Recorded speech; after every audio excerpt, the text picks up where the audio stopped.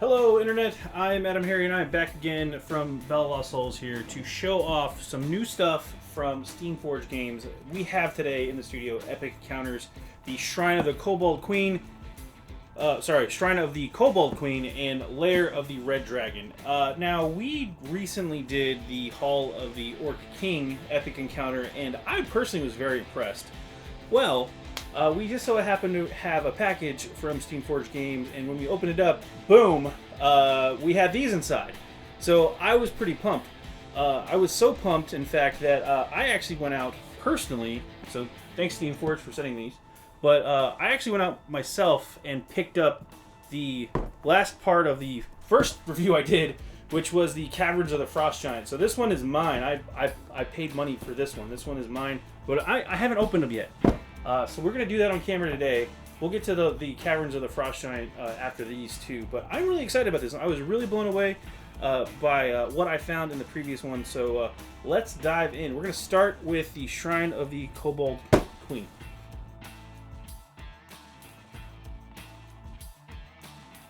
Okay, got this unwrapped, as you just saw. What's in the box first off? So if you're not familiar at all with Epic Encounters, they are an adventure in the box. They are ready to go. Open the box, play the adventure, you're good to go. You can run these as one-shots. You can include them in your current campaigns. You can work them in there. They actually have recommended plot hooks. But what it comes with, to start with, you get everything you see here. So you get a bunch of miniatures, which are actually really cool. Great for, in this case, kobolds. If you don't have any kobold miniatures, there you go. You also get a game mat. There's actually a two-sided mat. You also have probably the most impressive thing, aside from the miniatures, obviously, you get this encounter booklet, which we'll show off here. We're not going to go through the whole booklet, but just know that you can use the booklet after reading it. It's relatively short. You can flip through the booklet and run the adventure almost right out of the box. Zero prep time, basically. Just as long as you can read through the adventure beforehand, if you're the dungeon master, you can run this adventure. You'll still need your dice, and you'll probably still need your friends to play with, but, you know, aside from those things you probably already have, these are great to have as a game master, dungeon master, which I happen to play on TV sometimes. Not TV, but, you know, the internet. Anyway, here we go. So, to start off with, we have the encounter booklet. This one looks like a crisp 30 some odd pages, maybe 40. 37 pages with the credits and all that fun stuff. 38 pages with the art. So, there you go. Real quick rundown of the adventure. It gives you an adventure overview. Has some really, really great hooks that you can use to tie into your current campaign, or if you're starting a new campaign, or player hooks, stuff like that. It goes through a couple of different encounters. Obviously, these can be combat encounters. You do have miniatures to use. You don't have to make them combat encounters, though. Kind of up to your style. And then you get into all of the different, the two encounters that are in the box. You also have a ton of stat blocks for the monsters. So let's flip back to that real quick just to show off. Here's the Firebrand Kobolds, for example. Relatively weak. They actually have the challenge rating, which is scaled to Dungeons & Dragons 5th edition, like everything in this book. And so if you played D&D 5th edition, this should not be very different from what you're already used to. Furthermore, I do like to show off this part right here, the before starting.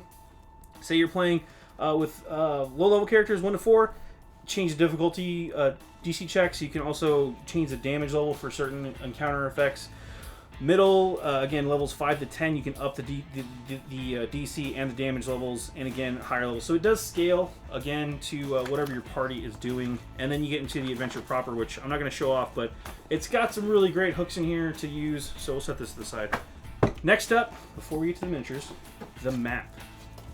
Okay, so first off, this is basically just a regular poster board, poster-sized paper. Not quite as large as a poster, per se, but pretty good size, pretty good mat. You can always use more mats as a game master, a dungeon master. You'll find a use for these. This one, it's got the 1-inch square grids on there for you as well, and this looks like a kobold village or some type. Maybe you're using orcs in your own campaign and you need an orc village. Well, there you go. Or maybe you just need like ruins or something on a tundra. There you go. Or not a tundra, a plateau. 100 was the other one.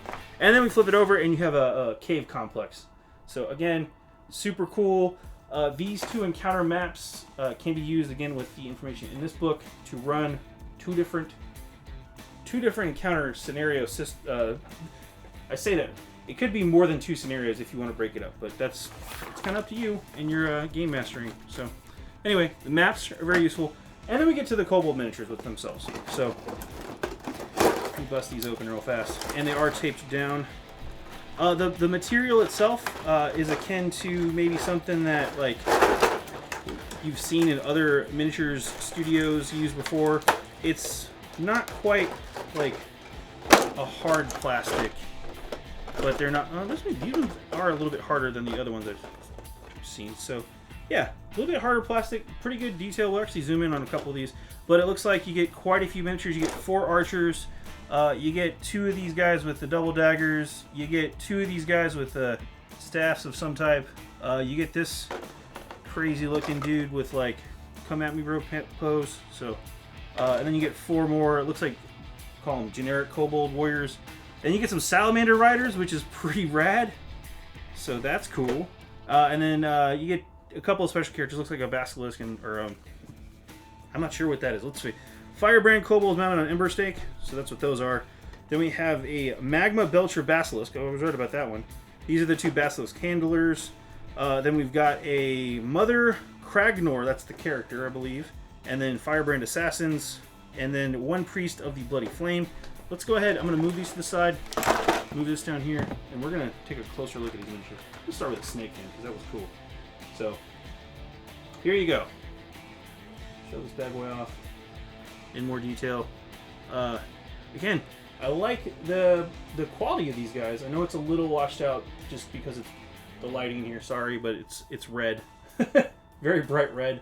The scales look good. The rider looks cool. Again, there's not a ton of Kobold miniatures out there, so it's nice to see some Kobold options. I'm gonna move this one over here. Next up is one of the Kobold warrior guys here. The Firebrand Kobold. Ooh, there you go. And again, good detail. Smaller. It's a Kobold, so it's not going to be a huge miniature. But looks pretty good. Not complaining about that one. Let's check out one of the Assassins next. Here's one of the Assassins with a double dagger. Pretty good looking miniature. No complaints from me. I like the little cloak on the back. The headgear is pretty impressive too. So that's cool. Let's check out some of the big guys now. Here's the Fire Scale Basilisk. Magma Belcher Basilisk. I knew it was one of those. Pretty good. Again, a little bit of glue on their side. No, I don't mind. These come pre-assembled, pre-glued. So if you're the type of person that wants to like rebase your miniatures, go for it. But these are ready to go right out of the box. I like the detail on it. It's a cool sculpt. No complaints there. And then here's Mother Kragnor. Krangor? I don't know. Crag Mom. What do we call her that? Here's Crag Mom. She's got wings.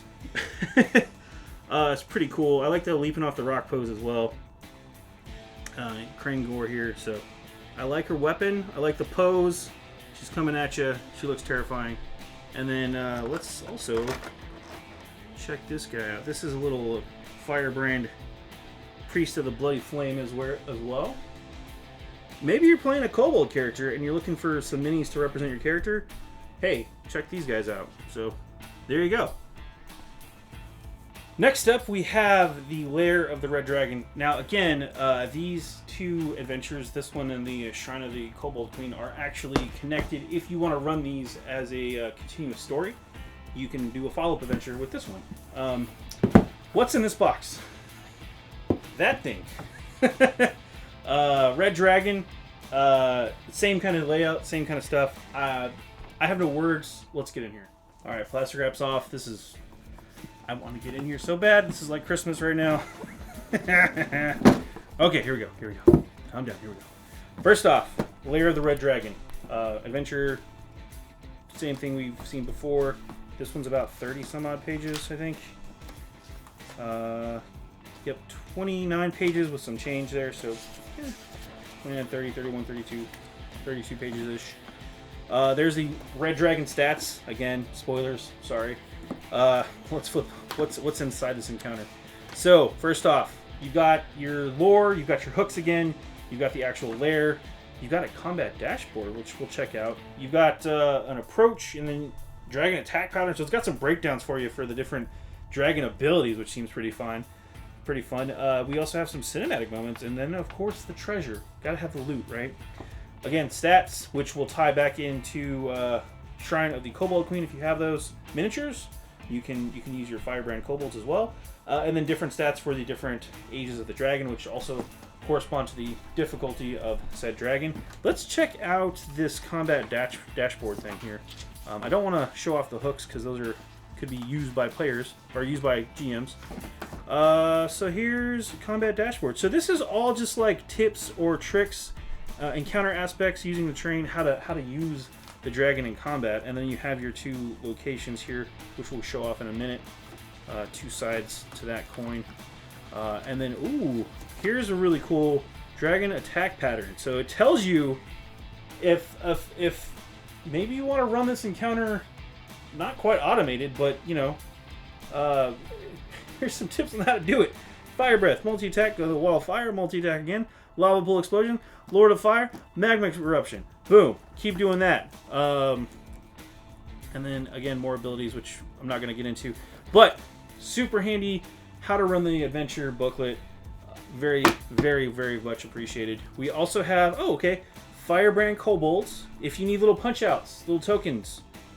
If you don't have Shrine of the Kobold Queen and you still want to run this adventure, it's got little punch out tokens, so you have some little minions to use, and they do have kind of a similar layout. There's another, 16 dude bros to fight with. So, hey, there you go. And you got the little lava pool punch outs as well. We got the map. Before we get to the dragon, I know, I see it too. We're getting to it. We are going to get to it. Here's the map. I'm going to unfold this real fast. Again, same deal, poster board style. It's a little bit thicker paper than like a poster, but double-sided printing, as you can see. Nice detail on it. Got the squares on there, 1-inch squares, so you can use with any game that uses 1-inch squares. Design your own adventures, use caves with lava in them. There you go. I could see that. I could totally see that. It's a different layout. And then the dragon. Oh, okay. Here we go. Here we go. That is heavy. There's a lot of weight on this part in particular, not the wing so much. I'm going to pop this open here. It's got tape all over, with good reason. Gonna let the dragon out. Here we go. One more piece of tape. Slide that one off. And the dragon. Holy crap. Wow. Okay, we will show that off here in a second. Here are the wings. Okay, real fast. This material, it's a harder plastic, maybe it's a thicker plastic. Really nice detail on those wings. And the material itself is not... This is not a cheaply made piece of plastic. This is some good stuff. Yeah, like, no problem there. I like this quite a bit. Really cool wings. And then the dragon itself. And now I'm going to assemble this real fast. I haven't checked on how to do this, but I'm assuming, having put together models a whole lot. Yeah, that's going to punch in there. I don't want to do this on camera just because I kind of want to get in there with some hobby tools and do it right. I can feel it. You can force that in there, but I'm not going to do it just yet.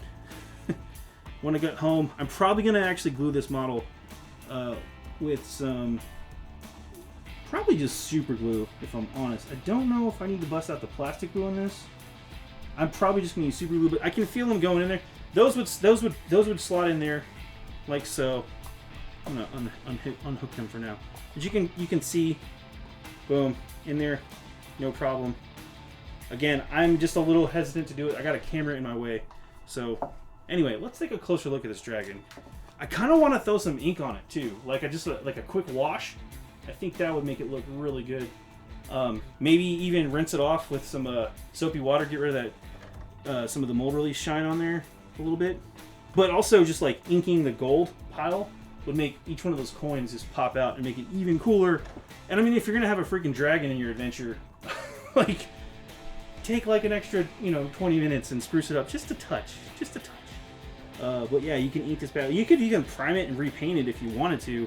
You don't have to. Again, if you're not a hobby person, not a model person, you don't have to. And again, this is designed to be used right out of the box. I could just push those wings in there, no problem. Again, I just have a camera in the way, so I don't want to do that. But holy crap, y'all. That is a rad looking dragon. That is a rad red dragon. Again, if you wanted to repaint it and make it any color dragon you want, I'm not going to stop you. Shoot, I think Steamforged isn't going to stop you either. So check that out. Alright everybody, that was our unboxing for the Epic Encounters. Again, the Shrine of the Kobold Queen and the Lair of the Red Dragon. These two adventure boxes can be run one-shot adventures. You can tie them together. There's some hooks in there on how to do that. You can add them to any campaign you're playing. If you want to just have a random encounter with a dragon, here you go. For me personally, as a dungeon master, I see these boxes as kind of like emergency release valves as well. If I'm running short of ideas, my game is on Thursday nights for some reason, and Wednesday I'm scrambling. I don't know what to do. Don't know what I'm gonna run. I have no inspiration. Boom, grab a box, read through it before. You'll know how to do it, and then that will get the inspiration, the story juices flowing. I promise you, you'll be able to figure out your game by, just after reading through the adventure pack. The miniatures are inspirational too. They're going to inspire you to make a cool adventure. I also have this one too that, again, I showed off already. Again, I paid for this one. This one's mine. This is not not solicited from anybody. I went to go get this one because I unboxed the other one, the Hall of the Orc King, and was like, okay, I want this. I want this in my game. So same deal. Again, we just did two of them. You guys get the idea by now, right? Like, you get the adventure booklet. Awesome adventure booklet. It ties in directly to the previous Hall of the Orc King. You get your orc punch outs if you need them. You get some extra traps, because who doesn't like traps as the dungeon master? I know I do. You get your map. This is the same deal. This is gonna be your map. There's double-sided poster. I just did two of these. You just saw them. Boom. There's the cave, because this is Caverns of the Frost Giant. You get 2 caverns. There you go.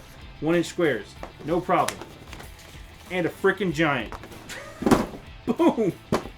I do also like the fact that they have, you can rebox this stuff, if you need storage, to put your stings away, If you have too many miniatures, because who has too many miniatures? What am I saying? If you have a lot of miniatures and not a lot of space, you can put them back in the box. The boxes make cool, shelf accessories. Here's that freaking giant. Look at that. That's like a 6-inch miniature. I don't even know is miniature the right word at this point? And then we have the base, which is already pre-done. Looks cool. His feet go in here like so. You just line the pegs up. Again, same deal. I could push down on that and it would be ready to rock and roll. I'm gonna go home though. I'm gonna glue it. I'm probably gonna throw a wash or two on this bad boy, just to highlight some of the detail, and make the details pop out a little bit more. Because again, that's a lot of detail to not see.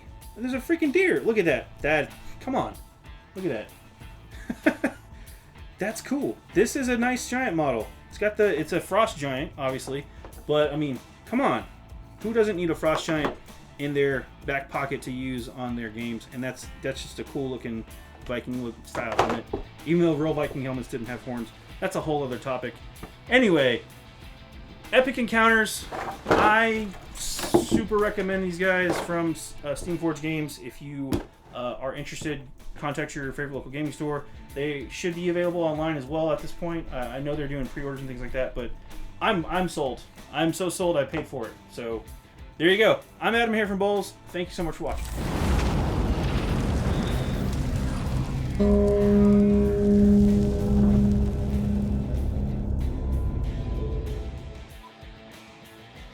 Click to subscribe. Check out more videos. And thanks for watching.